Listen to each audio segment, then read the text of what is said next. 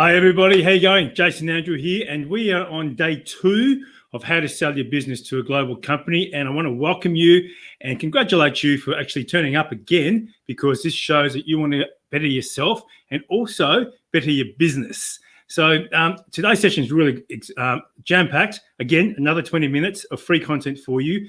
And I'm going to go through a bit of a process first and sort of summarizing what we did yesterday, and then go through the guts of the presentation. So look, without further ado, I'm going to get straight into it, because I know you're not here to muck around, because you're in business, right? So how to sell your business to a global company. Now, as I said yesterday, even if you don't want to sell your business to a global company, or even if you're not in business, you will get something out of this presentation, because it is really it touches something in everybody. If we remember what we went through yesterday, how to become attractive to a global company, there were 5 key things that we went through that I hope resonated with you. And I got some really great feedback on how I could help people implement this information that you learned yesterday. And I'm really looking forward to sort of taking this to the next level for you today. The first thing is to go with personal leadership. So be the leader that you wanted to actually be, so you can show others how to turn up. So you remember I spent a lot of time going through the importance of understanding your values, understanding your personal development, always training, be that person that is always bettering themselves, so you can lead by example within your business. Do this in your business as well. Have a business that replicates your values, not just something that you turn up to. Otherwise, you've just bought yourself another job. So actually have a business that replicates you, because when people think about your business, they think about you, and vice versa. And then having the right team in place to be able to implement your business strategy and your process, and making sure that they're aligned in what you want to be doing. And this allows you to be adaptable. And in being adaptable means you can just move with the times when you need to, because you know the world is ever changing very, very fast. So you need to know how to be adaptable, but with the right foundations. And then lastly, I said invest in the business so that you can move your systems forward. And if you're doing all these things congruently, then you are being attractive to a global company and any suitor out there that's looking for a business to buy into. And not only that, it's actually it's great for your business, full stop. So let's move into the sessions that I'm going to cover in today, which is 3 key things that you would have seen in the emails, or you can see in the headings up here or down below, wherever you're watching this from, because I'm putting this across a couple of platforms, and which is really great to be able to do with modern technology. I mean, how good is technology? I really encourage you to embrace it. I mean, even simple things like that countdown at the beginning of this video, that was awesome. That comes with this StreamYard that I'm using, and that just helps me sort of get ready and set so that I can turn up. And so, you know, just digress a little bit. But today, I'm going to show you a fast track strategy for growth. I'm going to show you the only business plan that you need. This is a business plan that is used by listed companies globally, and I'm going to show you how to do that and within your business, but also how to do that personally. And then there's 3 essentials for a successful sale. There's the 3 things that we had when I look back and see how come a multinational company that manages $60 billion of clients' money around the world wanted to come and buy our suburban business in Melbourne. How come they decided that we were one of those ones that they wanted to actually buy into, and why were we attractive? There's 3 things that helped us have a successful sale throughout that transaction. I'm going to share them with you today. Before we move forward though, general disclaimer, I am a financial advisor through Collins Co Financial Planning. So anything that you do in here and that you hear is not taking into consideration your personal circumstances. So do not take it on board as being actual personal advice, okay? Now, fast track strategy for growth. Now, when you think about it, there's a lot of ways to actually grow your business. You can, when you start from scratch, you go out and you network and you get your friends and families as clients, and you just go to business networking meetings, and you grow organically. That is one of the great ways to grow. It doesn't cost anything in terms of no debt. It also is, you can grow on profit, and it can be satisfying. Now, if you are looking to actually expand your business at a quicker rate, so that you can position yourself for further growth, and also just not only scale, but also to be acquired potentially by a global business or partner with other people, then one of the best ways to do that, and something that we did in our business, is quite simply, it is acquisition. So When I talk about acquisition, I'm talking about buying another business. So you can fast track your growth. Now, obviously, there's a lot of caveats around this where this is obviously not advice in terms of what you should do. It's something that you can consider, because I've got no idea about your personal situation. So don't take this as personal advice. But if you acquire a business, it does help increase your reach, right? It does also give you more people to speak with. I want to give you an example of the actual marketplace out there. Now, in Australia, and I just did this search on Seek Business. I didn't even realize this existed until I was looking around to buy businesses not that long ago. And in Seek Business, there's 12,300 businesses for sale. Now, when you add on top things like franchises, that goes up to 17,000 businesses for sale in Australia. Now, that's a lot of businesses. That's a lot of people saying, okay, I've had enough. I want to get rid of my business. I want to move on. I have a business here that's ready for sale. Now, what that means for you is that there is a ready marketplace, and that you've got the ability to take something that's already existing and to actually either buy it and bolt on, or to help you grow your business. Now, depending on what industry you are in, you might not necessarily go to Seek Business to look for it. So, for example, in financial planning and accounting, we wouldn't buy a business through here. There's brokers out there, there's other networks. So this is just the known public ones. So imagine the thousands of other businesses, including the ones in your industry, that are looking to be bought. Now, why is this such a great strategy? Well, it helped us stretch our business and helped us move from being a just small suburban business to being a national business. And I'm going to give you some ideas on where you can look to actually acquire. And it doesn't have to be a multi-million-dollar purchase. It can be just a little one as well. So other things you can look at is obviously other businesses within your network. Speak to the people within your industry association, your other people out there, the organizing bodies. Speak to the people that you know, even the suppliers. So in our industry, the financial services business, we got word of a business that was actually for sale by one of the BDMs from a fund manager who said, look, why don't you speak to these guys? So there's a lot of intel moving around, and unfortunately we don't get to do that at the moment because we're all locked up. But if you can just get on the phone and even put the word out, you'd be surprised at what might come back. So putting the word out within your industry, other businesses within the industry. The other one is thinking about businesses in stress, right? So I'm not talking about pouncing and being a bit of a prick. I'm just saying there are a lot of people out there who need your help, to get them out of a bind, whether it's because they've done something, they're in financial stress, or whether they've made some compliance mistakes and just need a little bit of a tidy up. Then this is a good thing to look out for. Once again, go within your industry. You can go into, you might have referral partners or people that you know within the liquidation or receivership area. Those companies are not always a lost cause. Oftentimes they're looking to offload them. You can go into the ASIC website if you want to. So there's other ways to look at for people in stress. So the business that we bought, that person was in stress. I'm talking going back 10 years ago. It was a small business. They had an Australian financial services license, so they weren't managing well, and they lost it. And that's when this BDM said, this person needs a solution.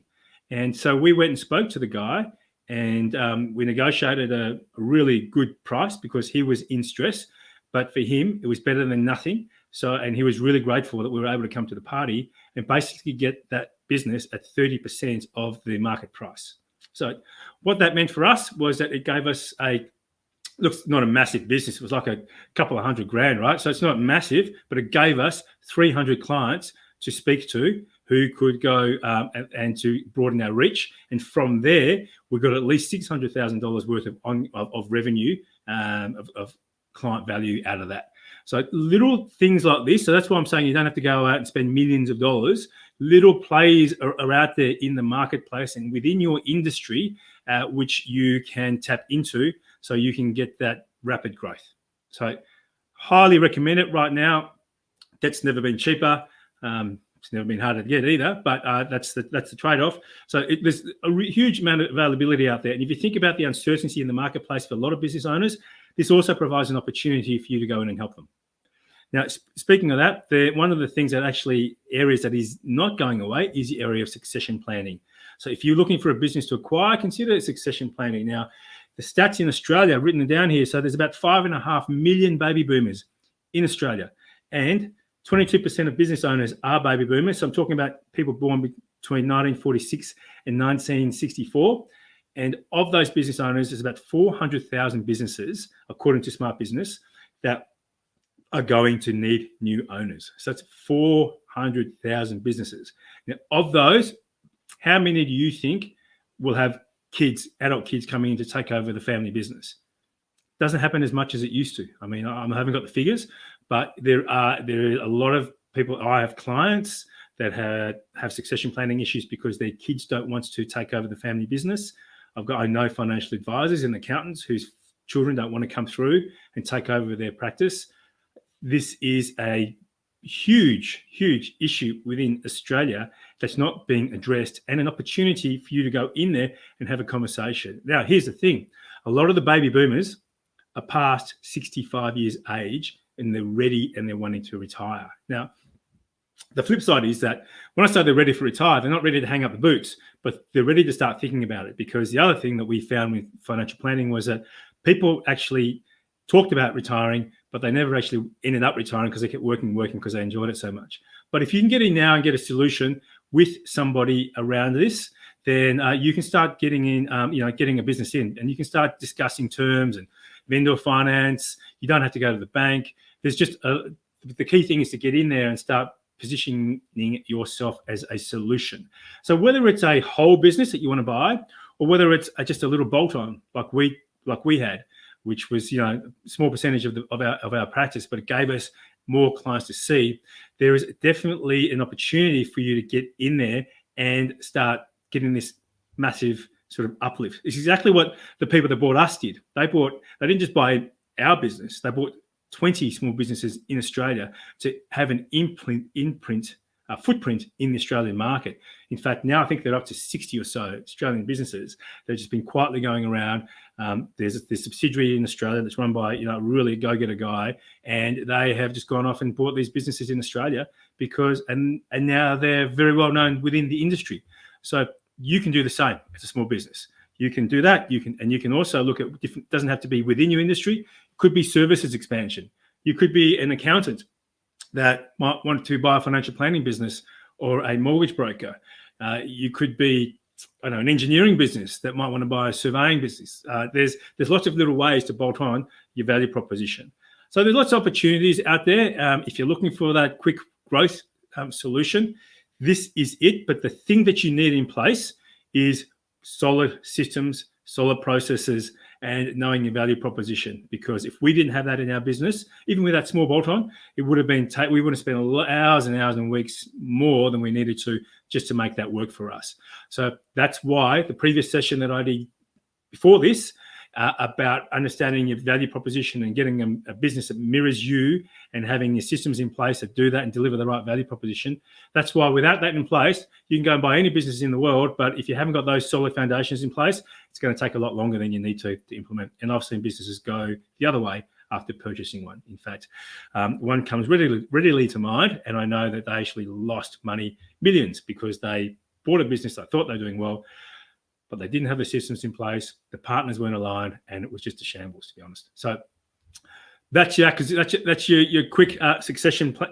That is your fast track strategy for growth. Now, let's get into, once you have that fast track strategy, you need to have a business plan in place, right, to be able to implement the strategy. There's no point just going out there, willy-nilly and just doing whatever you want to. Getting that business plan in place is crucial for you to be able to implement. And here's the thing, in business, it needs to be simple to implement because anyone can have a business plan.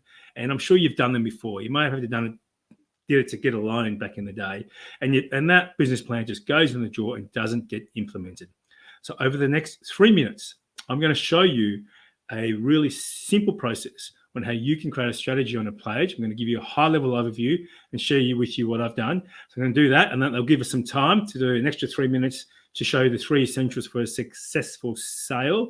So that we'll be out of here at the top of 20 minutes as promised. Okay, so here we go. So the only business plan you need. This sits in on our process. We talked about number 1 yesterday. I'm going straight through to number 2, which is the personal and business strategy map. The first thing that you need to do in place is to have a good business map that you actually implement is a personal one. Because if you don't have those two walls aligned, then that's not going to match up. You're not going to hit your business goals, and you're not going to hit your personal goals. So firstly, though, because we're talking about business, I'm going to show you what the business one looks like, and then I'm going to circle around and then show you what my personal one looks like to see how it sort of matches up using the same methodology. Now, this business strategy map, this is used in businesses all around the world globally. I studied this I did an executive MBA about 10, 11 years ago. Did this in there. We studied other businesses like Southwest Airlines. When I was working at NAB, consulting to financial planning practices, we did this for financial planning businesses. National Australia Bank at the wealth management arm had this process as part of their business planning process, and this is all that they had. So I'm sharing this process with you so you can find it valuable. And implement. Hopefully, implement is the more important thing. So it's divided into 4 quadrants. Your strategy map. It's only 4 areas you need to worry about, and the first one is your clients. Now, every business is all about clients, knowing what you want to do with clients, what your client value proposition is, knowing what your services are that you deliver to your clients, knowing how you price your clients' services, and how profitable you can be from that. So once you do a lot of work around this, knowing what your service offering is, then obviously you need to be able to deliver that. And to deliver that, you need to have the right process in place. And from that, we mean from the moment that somebody is referred to you to when you're doing business and how you're doing it. So the way your process needs to reflect your value proposition, which I went through yesterday. Once you know what the right process is, then you need to get the right people to drive the process. So once you have the right people driving the process, then delivering the right client outcomes, then you get the financials. And you can see here that what happens is if you get the right people to drive the right process to deliver the client outcomes, you hit your financial goals, and then then you can invest that back into your people, and it reaffirms your process. So that's it on a business scale, which we go to with our clients on one-on-one quite heavily. And I also go even just as heavily on the personal side. So the way that we've flipped this around, and we've done this, is our process. We've flipped around the business strategy map to a personal strategy map, and we've broken it into 4 quadrants as well, but very similar. The first one is in your value creation, what you do in your personal value proposition, what your occupation is, and how you're rewarded. The next one is, once you understand what that is, then we get the right system to deliver your value creation to the marketplace, which goes around all these sorts of different metrics. Then we understand how you are as a person, being the person, having a good well-being plan in place, so you can deliver the system to deliver the value that you want to create to the world, so that you can get the results that you want. Now, these are desired outcomes. It's how the financial. We do a lot of work around this, but this gives you a high-level idea on how it works. And as you can see here, this is the same sort of thing. It sort of reinforces itself. And then what you do with this is you take these 4 quadrants and you turn this into a strategy map around these 4 areas. So you have the layer 1. Here's your well-being plan. Here's your action that delivers the actual action and system that you want. And then the system delivers the value creation. And then the value creation delivers the results. And that leads to what we call the definite chief aim, which is one of the modules that we have. So that's effectively a strategy map. Now there's billion-dollar businesses around the world that have their billion-dollar strategy on this one strategy map. In my clients, we have a combined target of $1.5 billion in sales across all my clients, and that's across a number of years. But that just shows you the power of this kind of document. Okay, so then you can relate that back into personal. I won't go through this because of time, because it's time to move on to the next one, and I have got 30 seconds. Right, so in this next 30 seconds, I want to give you the 3 essentials. 3 essentials for a successful sale. Number 1, be organized. If you're not organized, you can't negotiate. If you've got to go rummage through your drawers to find out that contract or find out that client proposition that the buyer really wants to see, then you're going to delay the sale process. You're not going to look as organized, and you're not going to negotiate what you really want in terms. The next one is have a vision and strategy, not just a vision, but an implementation strategy. And this is what people love the most. People that they buy people. That includes you having a vision and strategy.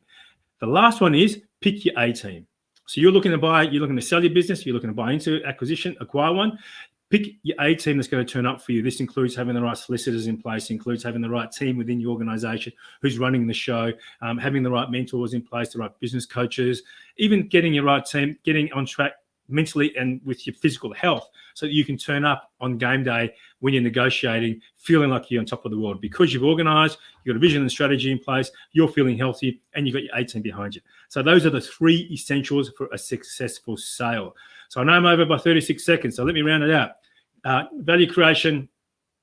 In this session, we talked about fast track strategy for growth, acquire. The only business plan that you need, that strategy map, personal and business, and the 3 essential for a successful sale. Be organized, strategy, and have your A team. Now, tomorrow, I'm going to show you how to pull this all together and how we can help you do this. I'm going to show you our program that we have people on board, that $1.5 billion worth of revenue targets that we've got between all our clients.